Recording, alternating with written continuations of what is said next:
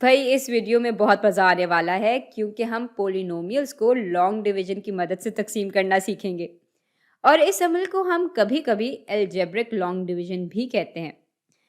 तो इस मिसाल से शुरू करते हैं। अब यहाँ 2x जमा 4 को हमें तकसीम करना है 2 से। तो इसमें तो कोई बड़ी बात ही नहीं है।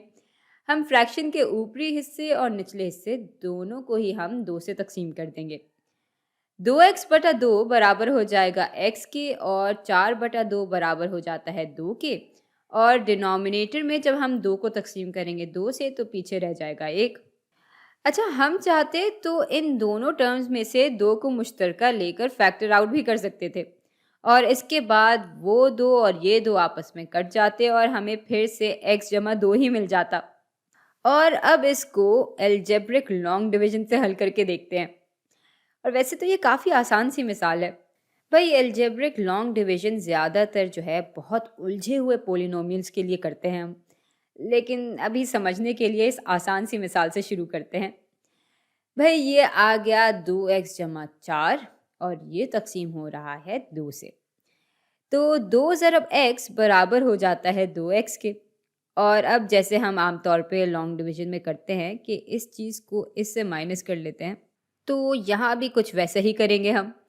2x जमा 4 से जब हम 2x माइनस करेंगे तो पीछे सिर्फ 4 रह जाएगा और फिर 2 ज़रब 2 बराबर होते हैं 4 के।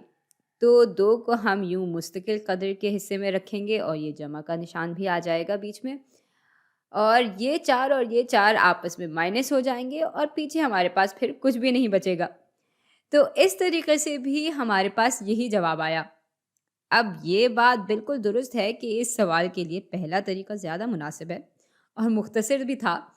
लेकिन यूं अलजेब्रिक लॉन्ग डिवीजन करके हमने कम से कम ये अमल तो समझ लिया है और अब इसकी मदद से हम मज़ीद मुश्किल सवालात हल करेंगे।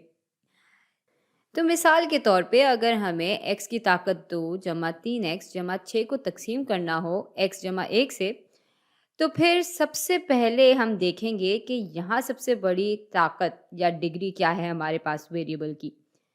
भाई यहाँ 1 सबसे बड़ी डिग्री है और यहाँ 2 सबसे बड़ी डिग्री है। तो अब बाकी चीज़ों को ज़रा नज़रअंदाज करके हम सिर्फ ये देखेंगे कि ऐसी कौन सी टर्म है जिसको जब हम x से ज़रब दें तो हमें x स्क्वायर मिल जाए। भाई x को जब हम x से ज़रब देंगे तो हमें x स्क्वायर मिल जाएगा।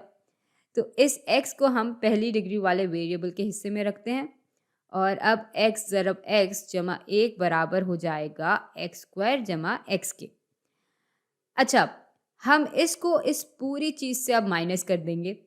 तो x स्क्वायर से जब हम x स्क्वायर माइनस करेंगे तो यहाँ सिफर रह जाएगा और 3x से हम ये x माइनस करेंगे तो क्योंकि ये नेगेटिव का निशान इस पूरी चीज़ के लिए है, बल्कि चलें इन ब्रैकेट्स को खोल ही लेते हैं।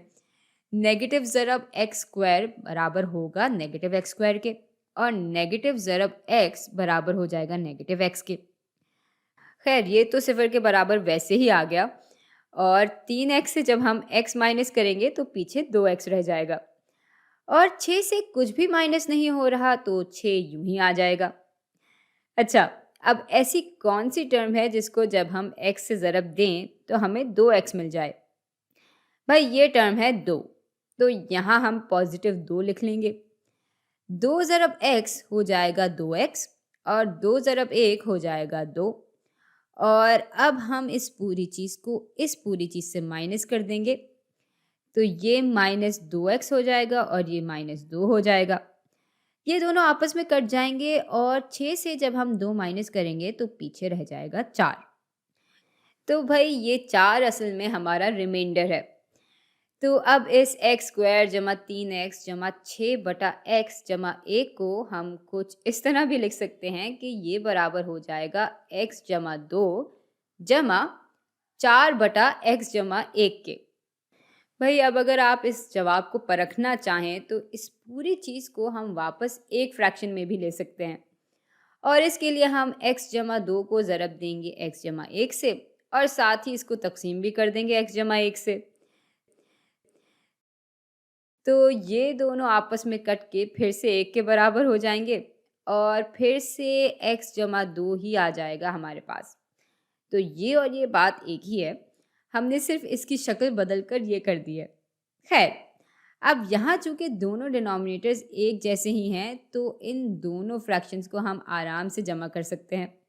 जब हम इनको जमा करेंगे और सुलझाएँगे, तो हमारे पास फिर से यही एक्सप्रेशन आ जाएगा। तो हमारा जवाब बिल्कुल दुरुस्त है।